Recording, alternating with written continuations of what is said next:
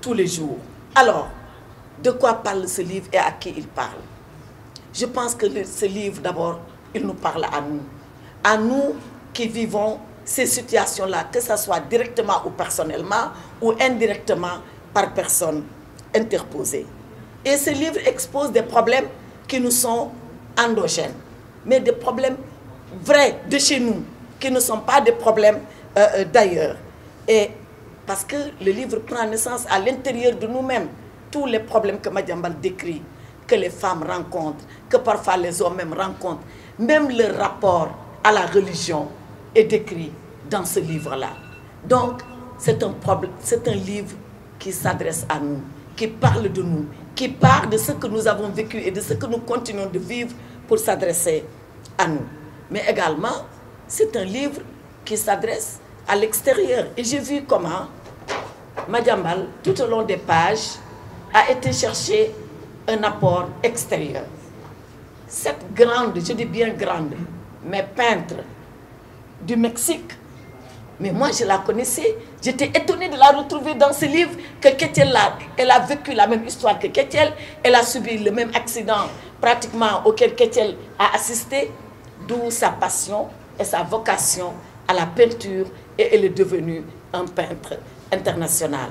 Donc, c'est ça pour moi la richesse de ce livre, c'est de parler du Sénégal, de l'environnement et des décors sénégalais, des personnages qui vivent au Sénégal tels qu'ils sont, mais des problèmes que les Sénégalais, et notamment ici, une Sénégalaise, a rencontrés depuis son enfance jusqu'à sa majorité, jusqu'à sa velléité d'aller à l'aventure. Alors, l'immigration irrégulière, et je vais bientôt en finir. L'immigration irrégulière est ce fléau que Madiambal raconte tout le long de ce livre, une fois passé l'étape de Saint-Louis. C'est maintenant le Nicaragua, les routes de l'immigration. D'abord les passeurs au Sénégal. Les passeurs, comment les groupes de passeurs s'organisent pour, après que vous ayez payé un bon paquet de millions, essayer de vous faire partir. Et la prouesse de ce livre, c'est que Madiambal a fait arriver Kétiel à destination. Très souvent, on dit, bon, sur 100 qui partent, il y a peut-être 20 qui arrivent. Kétiel a fait partie des 20 qui sont arrivés. Et après, comme le livre s'intitule, elle va jusqu'aux États-Unis.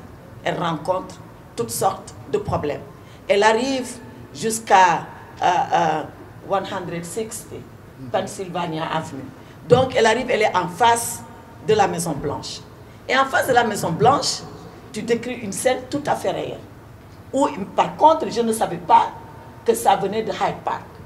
Je ne savais pas que ce qui se passe à Pennsylvania Avenue a été reproduit de Hyde Park. Où les gens viennent, racontent tout ce qu'ils veulent, parce que c'est à l'époque les prémices de la démocratie au XIIe, XIIIe siècle en Angleterre. Et les gens sont là. Et chacun raconte sa vie. Chacun interpelle le locataire de la Maison Blanche, le président des États-Unis. Chacun pose son problème. La première fois que je suis partie aux États-Unis, j'ai vu cette scène et j'étais hallucinée. Comment ça se fait? Et j'ai trouvé un qui avait une petite baraque en carton. Il dit qu'il est là-bas depuis plus de 15 ans. Il ne bouge pas. Personne ne peut le faire déguerpir. Parce que qu'est-ce qu'il veut? Il veut que le président des États-Unis démissionne. J'ai dit, mais bon sang, ils sont combien à être là depuis 15 ans? Il a dit, madame, ce n'est pas l'identité de la personne qui m'intéresse. Je ne veux pas qu'il y ait de président de la République aux États-Unis parce qu'il est trop puissant.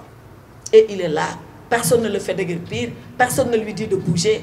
Il porte sa revendication perpétuelle. Je suis sûre qu'il y a encore, s'il a la chance de vivre. Et Madiambal raconte cela. Et Kétiel vient à la rencontre de ces gens-là. Peut-être pour s'exercer à une autre forme de démocratie, je ne sais pas. Mais en tout cas, comprendre qu'on est dans le pays de liberté où le dollar est Dieu. Même si elle l'a refuté, elle a fini après par comprendre, quand elle voyait son argent partir un peu en miettes, que le dollar est vraiment Dieu aux États-Unis. Et Kétiel veut après aller au Canada à la suite d'un incident malheureux. Et là, je m'arrête. Elle veut aller au Canada avec un Sénégalais qui lui dit, mais attention, au Canada, l'immigration va s'arrêter. Parce qu'il n'y a rien après. Il n'y a rien après le Canada. Oui, mais il y a le pôle Nord, si on veut.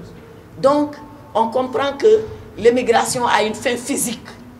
Il y a des endroits où il ne vient pas à l'esprit des migrants d'aller. Mais l'immigration doit avoir une fin politique. Il faut que par des politiques hardies, on puisse savoir et mettre en œuvre des solutions à l'immigration. C'est très difficile.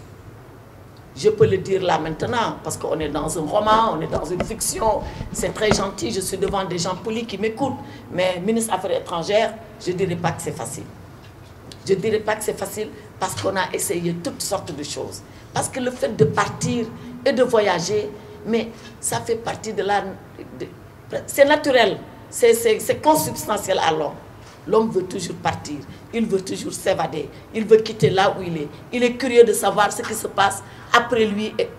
Quand François Mitterrand a été condamné par son cancer, il est parti en Égypte.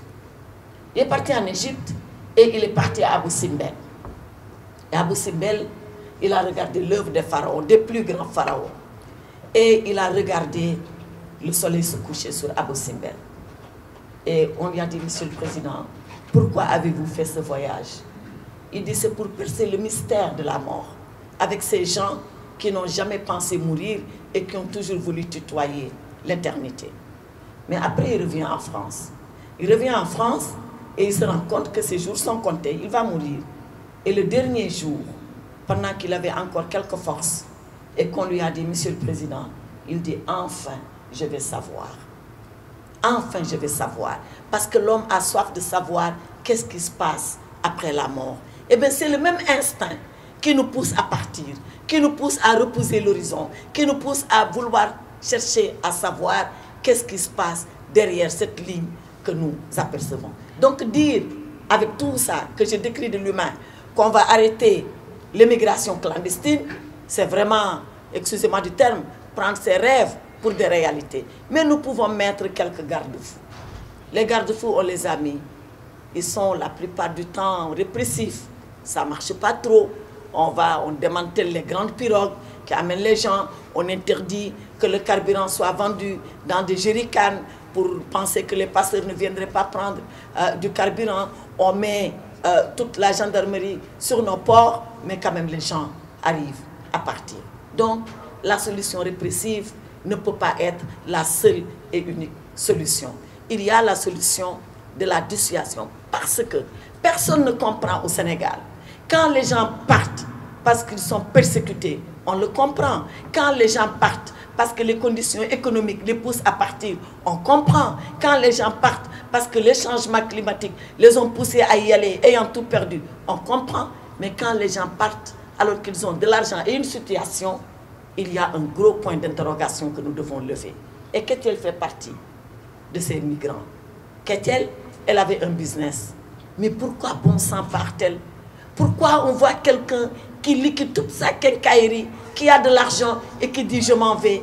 Pourquoi on voit un enseignant qui risque